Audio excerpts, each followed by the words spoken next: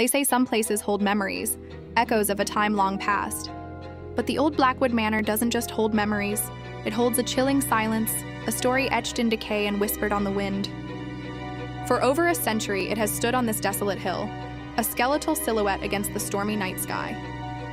Locals speak of the family who vanished without a trace, leaving everything behind. They speak of shadows that dance in empty rooms and a child's sorrowful cry that pierces the darkness.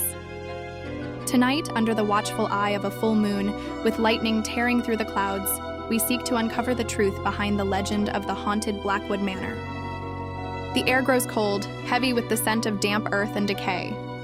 With each step, the gravel crunches underfoot, a stark sound in the oppressive quiet. The house looms larger, its empty windows like vacant eyes staring into the abyss.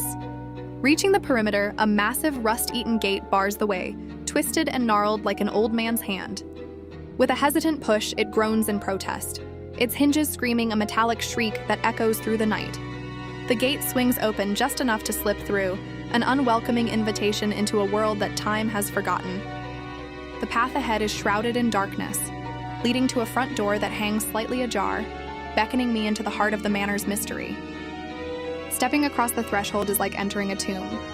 The air inside is thick and stagnant, a cocktail of dust and mildew that catches in the back of the throat. The flashlight beam cuts a nervous path through the gloom, revealing the ghost of a once grand foyer. Wallpaper patterned with faded roses peels away from the walls like sunburnt skin, exposing the lath and plaster beneath. Dead brittle vines snake across the floor and up the grand staircase, their thorny tendrils reaching for something long gone. A sudden gust of wind whistles through a broken pane, stirring up a cloud of dust that dances in the light like a host of ghostly specters. In the corner of what might have been a child's playroom, the light lands on a small porcelain doll, its painted face cracked and one eye missing, staring blankly into the void. Suddenly, a sound cuts through the silence, faint at first, then undeniably clear, the sound of a child's laughter echoing from the floor above. It's not a sound of joy, but one of eerie, disembodied amusement that sends a shiver down my spine. My heart hammers against my ribs as I sweep the light up the staircase. For a fleeting second, a small dark shadow darts across the upper landing, a flicker of movement too quick to be a trick of the light. Before I can even process what I saw, a door at the end of the upstairs hallway slams shut with a deafening bang that reverberates through the entire house, shaking the very floorboards beneath my feet. The laughter stops, plunging the manor back into a profound, terrifying silence. That was the house's final warning.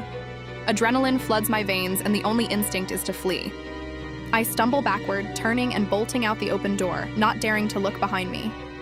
I burst through the groaning gate and don't stop running until I'm back on the safety of the main road, my lungs burning and my mind racing. I turn for one last trembling look at the Blackwood Manor, its dark form silhouetted against the stormy sky.